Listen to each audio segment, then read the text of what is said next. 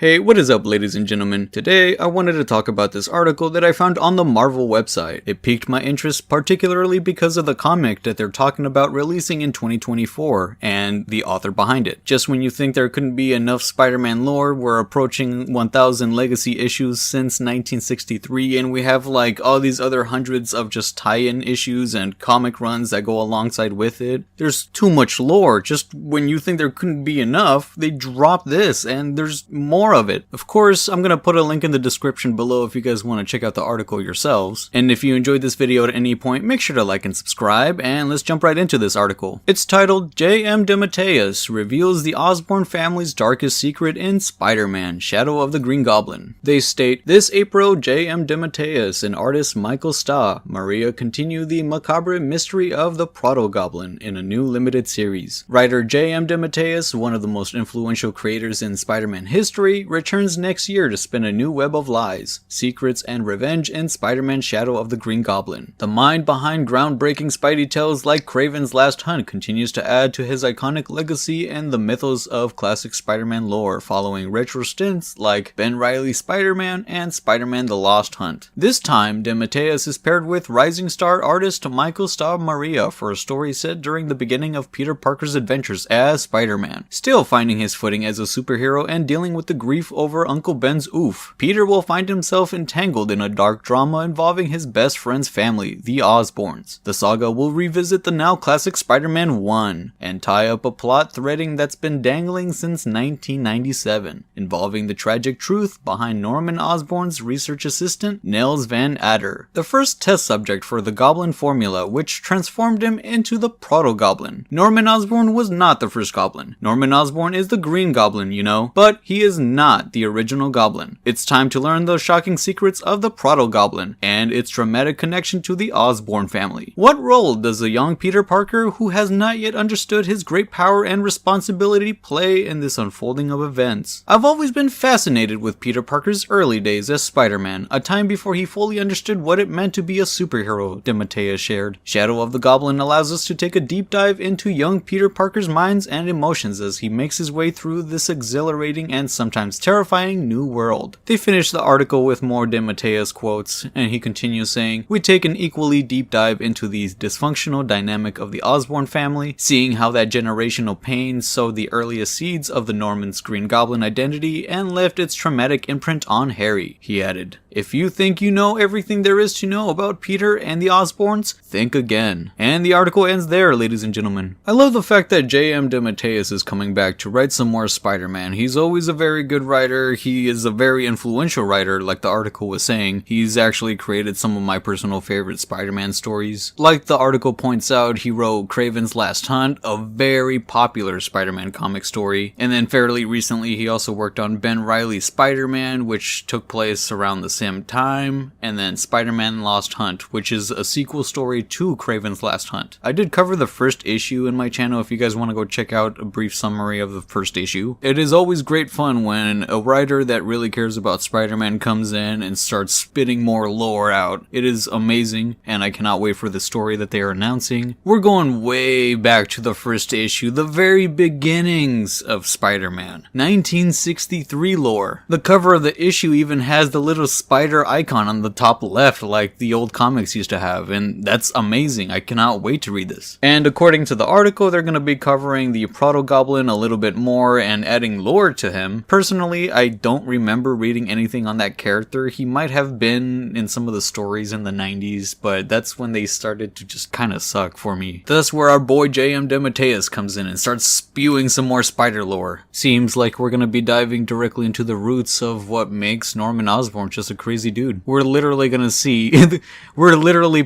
going to see the Green Goblin's origin stories on how he became a villain. Sure, we all know about that Green Goblin serum, but what made him start all this craziness out, you know? Especially since Spider-Man hasn't learned the with great power speech yet. Probably a phase where Spider-Man's being like a complete bully and just pisses off Norman somehow, which causes Norman Osborn to hold a grudge on Spider-Man the same way that Electro did in the Andrew Garfield Spider-Man movie, just over petty things. But anyways, that is all I have for you, ladies and gentlemen. If you enjoyed this video at any point, make sure to like and subscribe, and I'll see you guys next time. Peace.